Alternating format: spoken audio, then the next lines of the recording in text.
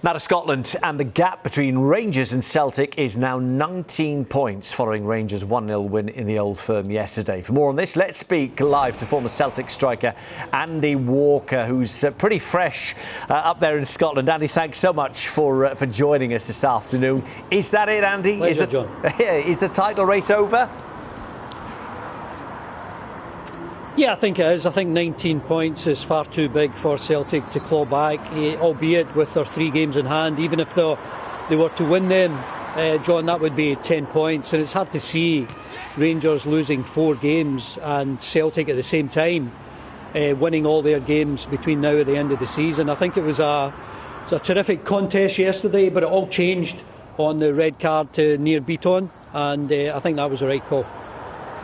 Do you think Celtic go from here, Andy? What approach should Neil Lennon take?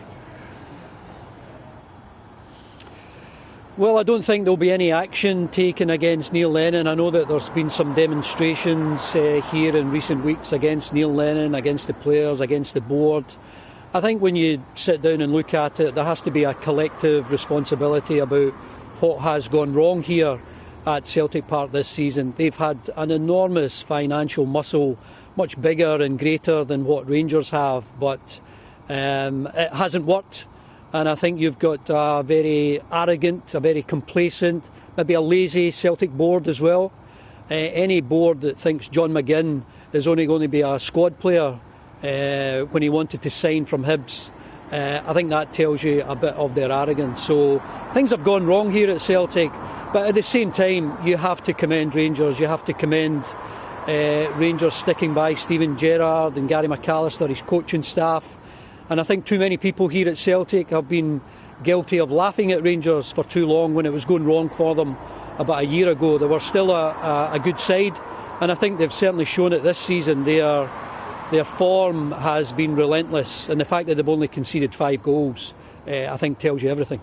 Yeah, it does. I mean, Andy, it's really interesting to hear Steven Gerrard just managing expectations as soon as this game is finished. Look, he said, we're looking no further than the Aberdeen game. The season starts here. Is there a real intent on Gerrard's behalf just to make sure what's happened before doesn't happen again, do you think? Yeah, of course. I think, as any football manager will tell you, you take each game as it comes, but you have to be a realist.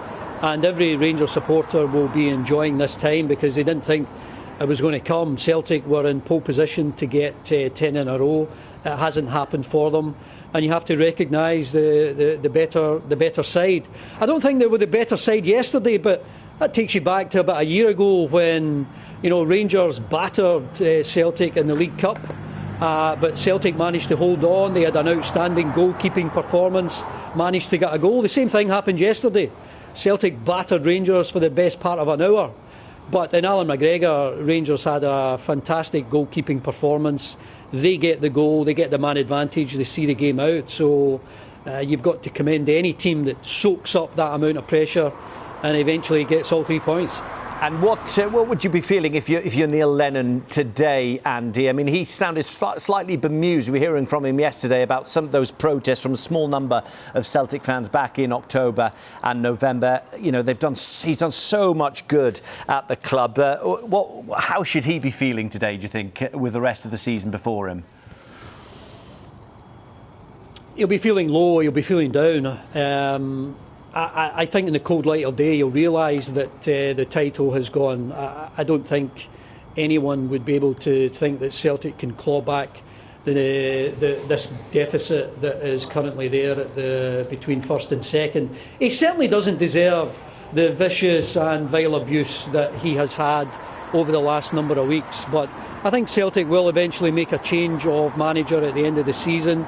I think there needs to be a clear out of a lazy and arrogant board as well. And I think there has to be a fresh start here at Celtic with some fresh ideas. In my mind, this is a Champions League club, and Celtic should be much closer and qualifying for the Champions League much more often than they currently are. Everyone, I think their eye has been taken off the ball by this 10 in a row.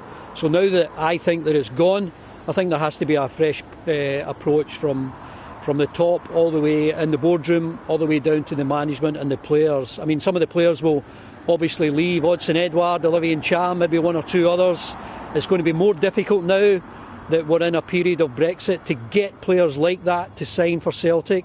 So there has to be a fresh approach to get some new players in here. But I've got to say, some of the players yesterday who've been absent for too long, I think they showed that they're more than capable of playing for Celtic, playing well.